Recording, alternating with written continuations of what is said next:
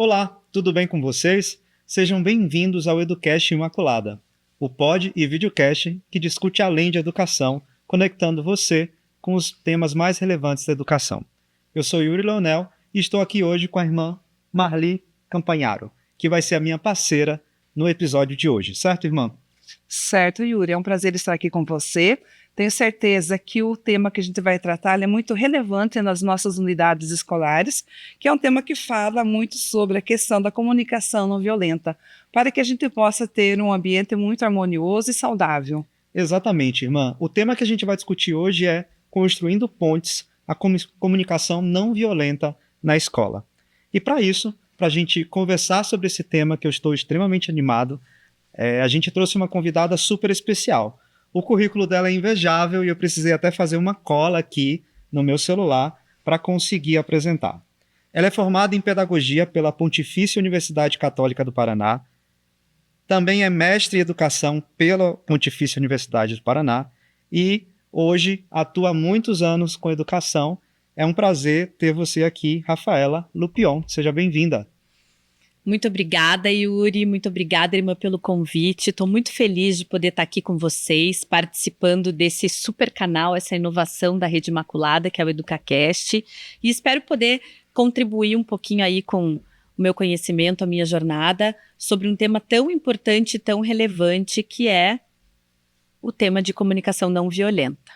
Olha, Yuri, tenho certeza que esse momento vai ser muito especial, né, com a presença da Rafaela, que ela vai deixar a nossa conversa um pouquinho mais especial, porque ela vai tratar conosco de uma visão mais ampla sobre a comunicação não violenta e seus impactos nas escolas. A gente vai falar da comunicação sobre diversas perspectivas.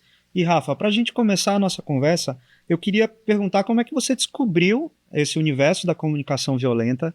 Ele esteve aí em alguns momentos muito imprimido em empresas, no mundo empresarial, e agora chegou também em outras esferas. Como é que você descobriu essa relevância da comunicação não violenta na sua trajetória com a educação? Bom, em meados de 2020, quando nós colocamos de pé a ideia do Escola Segura e entendemos a necessidade de trabalhar com a temática de prevenção e segurança dentro das escolas, a gente teve que revisitar várias frentes e vários conteúdos e conceitos que estão presentes dentro da escola, mas que por vezes não são a nossa prioridade, porque não é a função social, não é o core da instituição escolar. E aí fizemos vários cursos, vários movimentos de estudo. Foi quando, em contato com a professora Ângela Mendonça, que é uma sumidade no tema, a gente foi estudar e conhecer um pouco mais sobre os círculos restaurativos, que constroem uma cultura, né, e uma dinâmica de paz dentro das escolas. E aí a temática da comunicação não violenta veio de uma maneira muito intensa, porque tudo passa pela forma como a gente se comunica, né? A comunicação, ela nada mais é do que o ato da gente se comunicar com o mundo. E ela pode acontecer de diversas formas, seja por palavras, seja por gestos, enfim, por desenhos, por várias outras frentes. E aí, experimentando a vivência do círculo, isso ficou cada vez mais latente.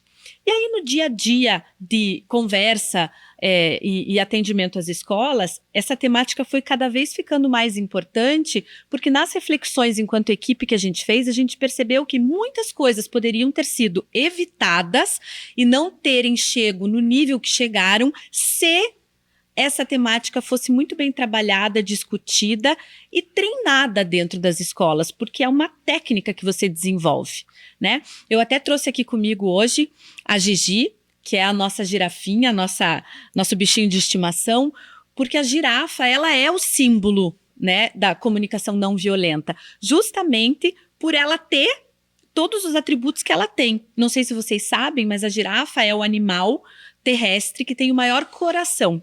Então ela acaba recebendo toda a mensagem de uma forma diferente, porque ela recebe pelo coração. E não é proposital que ela tem orelhas grandes, que é para saber ouvir, muito mais do que falar. Porque ela não tem boca, né? Ela não fala. Então, ela acabou se tornando um símbolo da comunicação não violenta justamente por quê? Porque ela escuta com o coração. E quando a gente escuta com o coração, a gente acaba absorvendo a mensagem de uma forma diferente, mais empática e menos reativa. Então, na verdade, o movimento de aproximação com a comunicação não violenta veio por aí.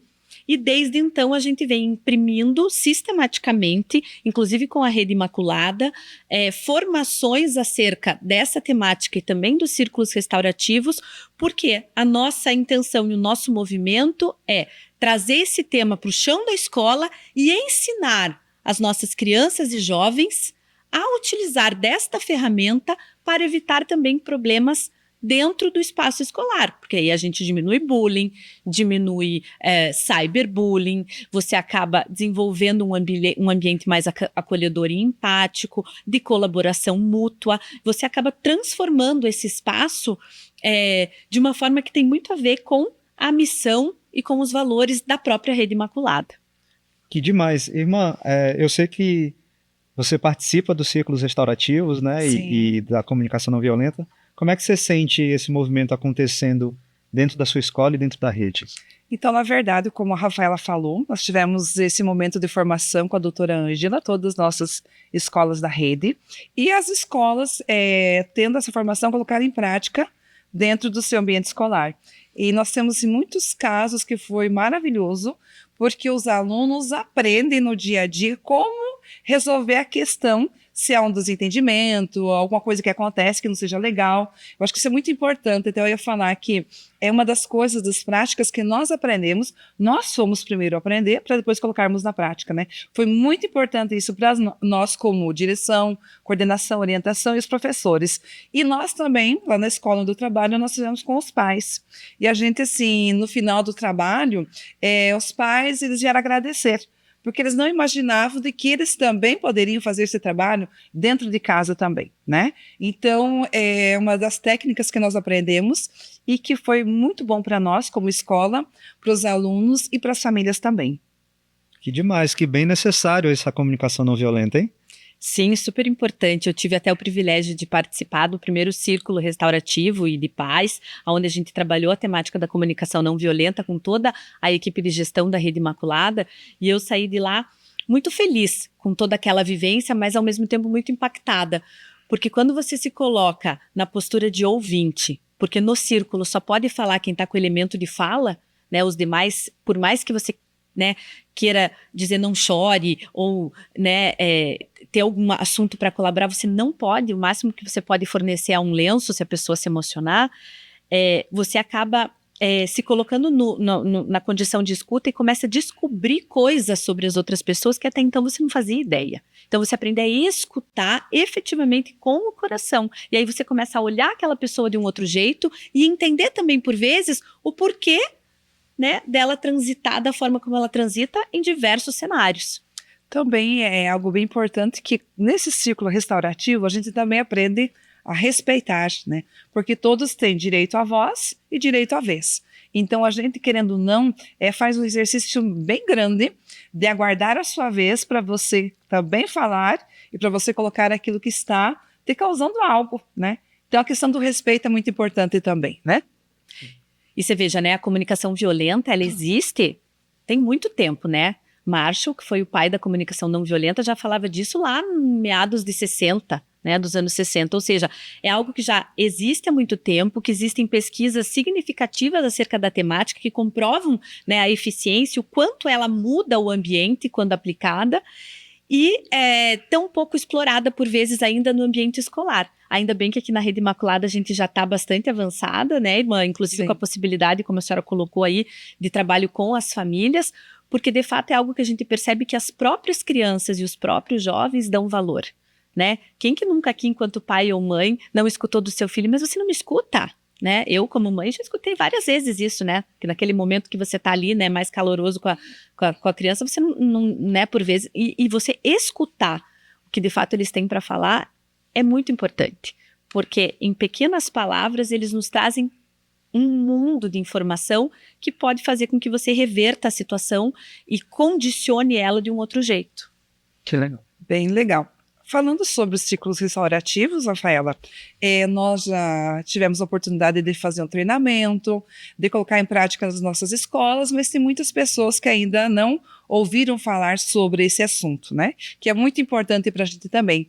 E tem uma pergunta que é muito importante, que ela fala o seguinte: quais são os principais benefícios que a comunicação não violenta traz para o ambiente escolar e como isso reflete no desempenho e no bem-estar dos alunos?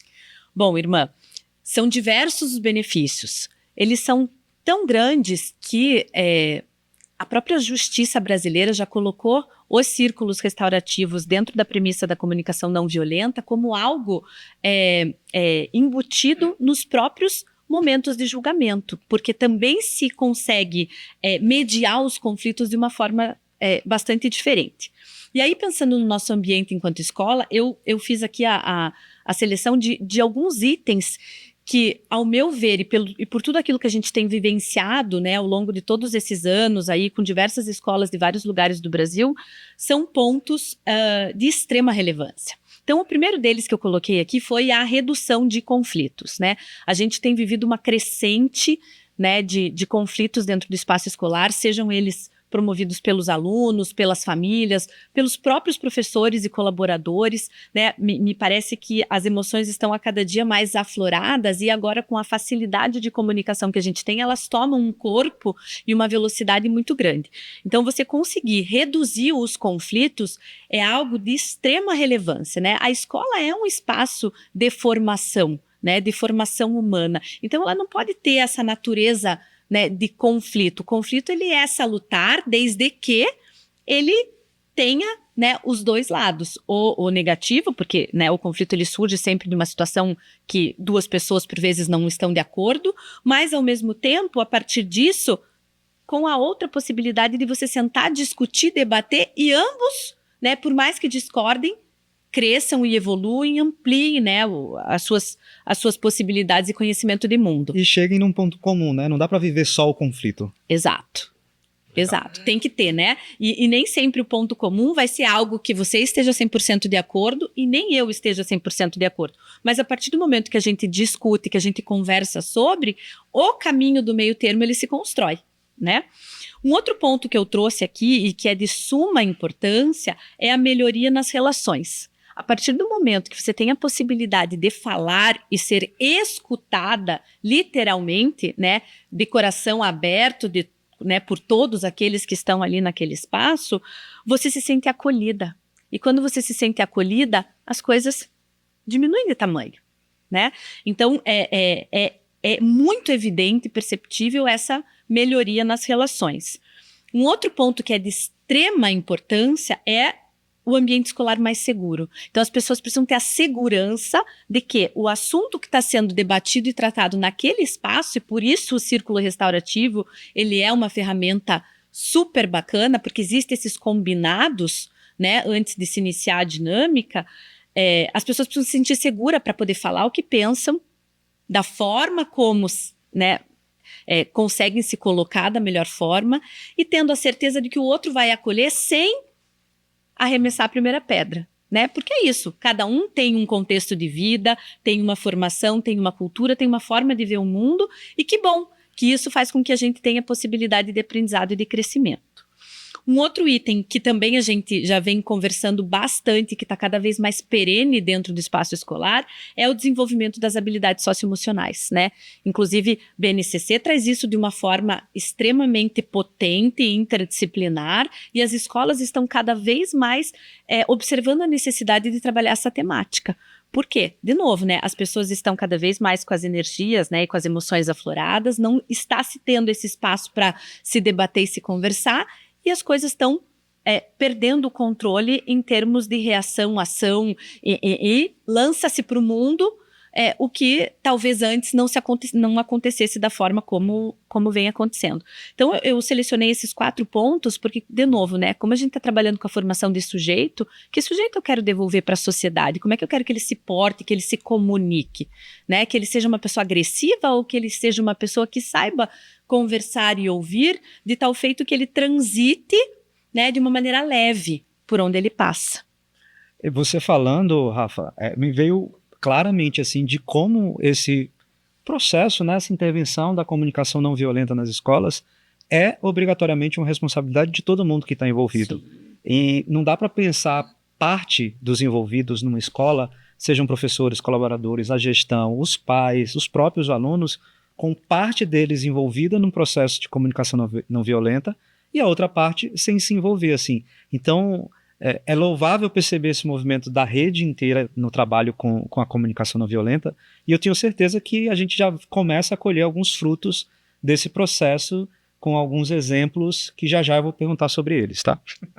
Um outro ponto, Yuri, que me veio aqui agora e que a gente precisa conversar também é acerca da disciplina e da indisciplina, né? Sempre foi um tema super debatido, num volume crescente também dentro das instituições de ensino, e que por vezes, quando você vai conversar com as crianças e com os jovens, eles poderiam ter sido resolvidos diferente se tivessem também tido encaminhamentos diferentes. Mas a gente vem, né, e todos nós aqui somos frutos de uma escola tradicional, aonde disciplina e indisciplina eram vistos de maneira diferente. Talvez esse espaço de diálogo, de partilha, de escuta, ele não fosse tão presente, né? O professor era o dono de saber, ele entrava na sala, fechava a porta e só ele podia falar. Imagine que você ia levantar a mão e fazer qualquer tipo de colocação, né? O que acontecia, né? Eu nem vou contar o que acontecia no meu tempo. Você vai contar sim, vai contar. Nós queremos saber. Acho melhor não contar, né? Mas, hoje em dia, os meninos têm muito mais possibilidade, até mesmo de discordar do professor, que eles tendem a ser acolhidos de uma maneira diferente. Ou seja, esse espaço ele se torna mais presente e, por consequência, é pra gente ter menos problema de indisciplina e de disciplina dentro das escolas. Perfeito. Bom, eu quero fazer uma pergunta agora para a gente partir para um campo prático, assim. Me dá alguns exemplos de como essa comunicação não violenta, né? A gente tem falado aqui de como ela vem acontecendo na Rede Imaculada, mas fala um pouquinho de exemplos práticos, assim, de como a educação não violenta acontece na escola. Yuri, eu acho que essa conversa nossa está bem legal, né? Um conteúdo que a gente tem muito ainda para se tratar. Acho que nós vamos interromper agora, deixarmos para o nosso próximo episódio, né? Agradeço a presença de vocês aqui e que a gente possa, e quem tiver curiosidade, nos assista no nosso próximo episódio sobre comunicação não violenta.